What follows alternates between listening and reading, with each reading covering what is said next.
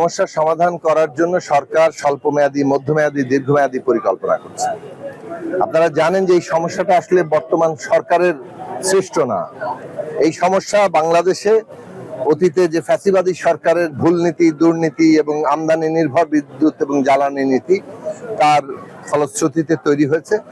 আর সাথে যোগ হয়েছে বর্তমান আন্তর্জাতিক পরিস্থিতি, যুদ্ধ এবং হরমুজ প্রণালীর এইভাবে যে একটা জ্বালানি সরবরাহের যে একটা চ্যানেল, সেটা এখন নানাভাবে বাধাগ্রস্ত। ফলে আমরা যেটা দেখতে পাচ্ছি যে জ্বালানি সংগ্রহ করা কঠিন হয়ে পড়েছে।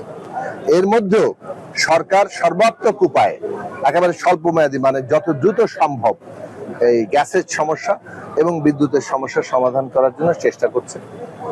আর মধ্যমেয়াদে আমরা আমাদের দেশের গ্যাস উত্তোলন এবং আমাদের মানে নবায়নযোগ্য জ্বালানিতে আমাদের ব্যাপকভাবে বিদ্যুৎ উৎপাদন, আমাদের কৌশলগত জ্বালানি মানে যে একটা মজুদ তৈরি করা, এবং আমাদের নিজস্ব যে গ্যাস সম্পদ আছে, যেমন ভোলাতে ইতিমধ্যে আবিষ্কৃত, সেখানকার গ্যাস মেইনল্যান্ডে কিভাবে আনা যাবে, এইসব মধ্যমেয়াদে উদ্যোগ নিয়েছে। মানে 1 থেকে 1.5 বছরের মধ্যে আমরা এইসব কাজগুলোতে একটা সুফল পাবো।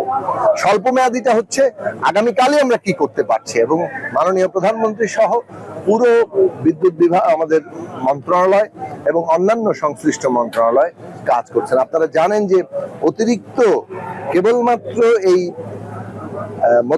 যুদ্ধ পরিস্থিতির কারণে যে জ্বালানির দাম বৃদ্ধি পেয়েছে, তাতে আমাদেরকে প্রায় $4 বিলিয়ন, মানে প্রায় 40,000 কোটি টাকার উপরে, 50,000-এর কাছাকাছি আমাদেরকে এখন কেবলমাত্র অতিরিক্ত ব্যয় করতে হচ্ছে। এটা একদিকে বিরাট আর্থিক চাপ তৈরি করছে, অন্যদিকে গ্যাস পাওয়া যাচ্ছে না। যে পরিমাণ গ্যাসের প্রয়োজন, এফএসআরইউ গুলো অর্থাৎ এলএনজি স্টেশন, সেগুলো নির্মাণ করতে হবে।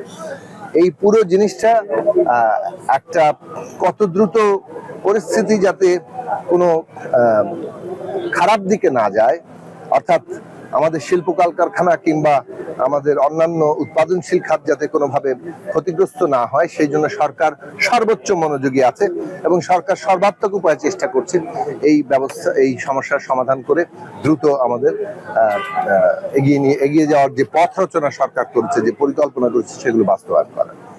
আরেকটা বিষয় জানাবেন, স্থানীয় সরকার নির্বাচন